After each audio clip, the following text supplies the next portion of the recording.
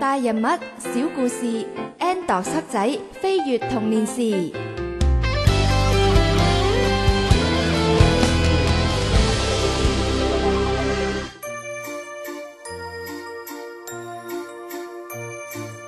Andox 黑仔，我今日帶咗新朋友俾你哋認識一下，打個招呼啦！哇，呢兩隻公仔好得意啊！細路女，我咁英俊瀟灑，你居然話我係一隻公仔？哇，呢隻公仔仲識得講嘢添啊，好得意啊！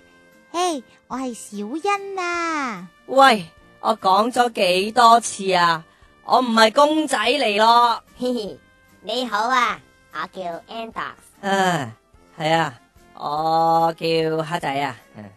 哦，原來你哋就係 Andox 同埋黑仔，就係你哋呢嗰個劇，搞到我次次小欣與科斯拉都咁遲先出場。Andox，你睇下佢口噏噏咁，肯定喺度講緊我壞話。望咩啊望？唔望得嘅咩？哎呀，好啦好啦，唔好嗌交啦。飛狐姐姐，點解我哋今日會無啦啦會有個新同學喺度嘅？小欣呢，佢想嚟坐下我嘅星光大道好耐噶啦，咁啱科斯拉又話今日唔舒服，所以就放低咗小欣俾我咯。咁我咪諗住帶埋佢嚟一齊玩下咯。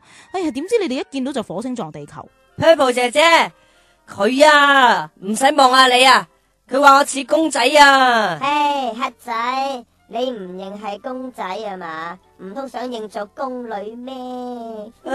我唔要做宮女啊！唔要啊！係啦係啦係啦，唉，早知佢哋咁大仇口，我就唔帶小欣嚟啦。唉，好啦，時間都唔早啦，再嘈落去啊，落堂噶啦。我哋不如快啲上嚟星光大道睇下今次又同邊個歷史名人傾偈啊！好啊好啊，好似好好玩咁啊！咩嚟噶？我要玩！哎呀，喂，啲掣唔可以亂咁撳噶，小欣。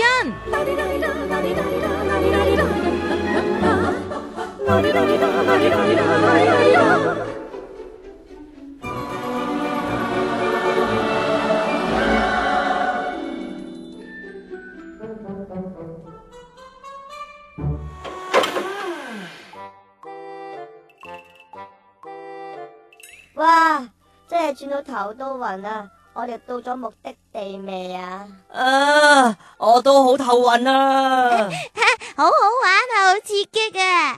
哇，咩事咁嘈啊？咦，又係你哋兩隻牛牛啊！我記得一個叫做黑仔，一個叫做安豆啊嘛。哈，咁啱你哋又喺我放緊牧嗰陣嚟探我嘅，驚我悶咩？你咪係上個星期我哋探訪嗰個黃面哥哥？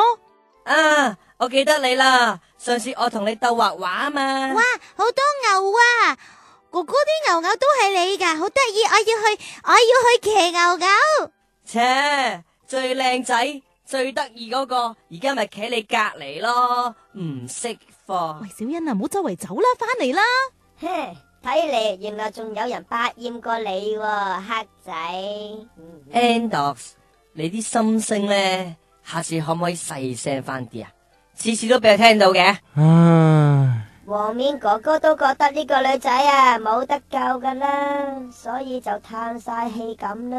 唔係啊，我望住啲牛，我就諗起早兩日嘅事啦。哥哥，發生咩事啊？不如講嚟聽下。你睇下前邊，你見唔見到有個書齋啊？我每次放牛嗰陣，經過呢間書齋，都會喺出邊徘徊，聽下朗朗嘅讀書聲。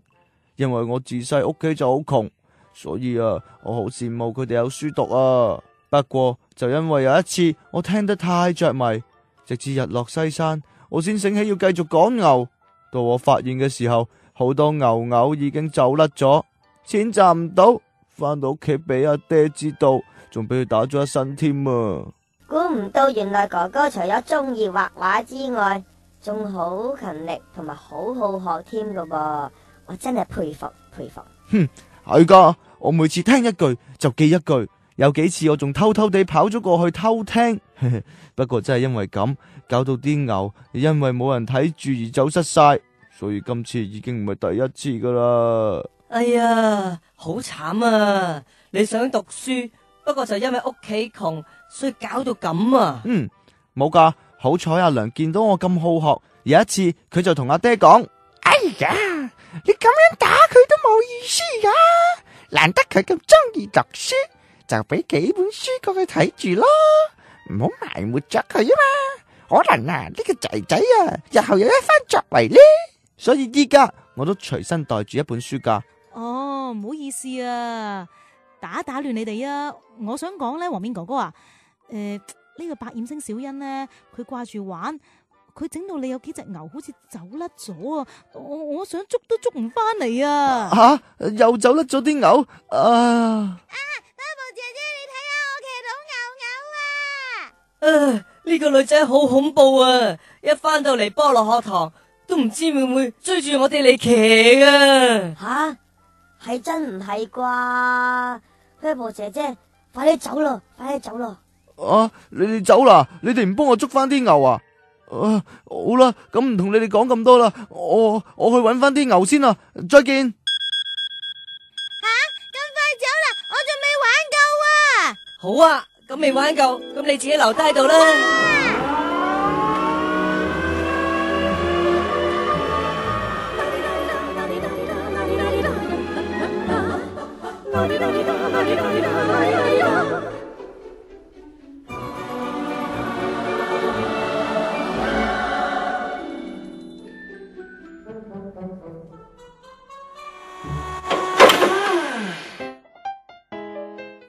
好彩我身手敏捷，如果唔係俾你推咗出去星光大道啊，用乜嘢我翻唔到嚟啊？到時我就見唔到媽咪，見唔到科斯拉，又做唔到節目啊！整到人哋啲牛走甩晒，咁都叫身手敏捷？你講乜嘢啊？好啦，今次咧呢個時空穿梭，錯有錯着咁探多次黃面哥哥啦。你哋有冇發現多咗啲乜嘢啊？好好玩騎狗狗，好好玩騎狗狗。巴布姐姐啊，我發覺呢，原來我哋好幸福噶。阿媽又肯供我哋嚟讀書，又送我哋嚟菠蘿學堂嚟學嘢，幾好啊！講開又係喎，我哋比起黃面佢身處嗰個年代，我哋真係幸福咗好多噶。咁你哋就要好好珍惜可以學習知識嘅機會啦，知唔知道啊？係知道，收到 Apple 姐姐，我都知道。童年時夢想可以變大個，童年在幻想空間穿梭，日日有闖禍，但請不要笑我。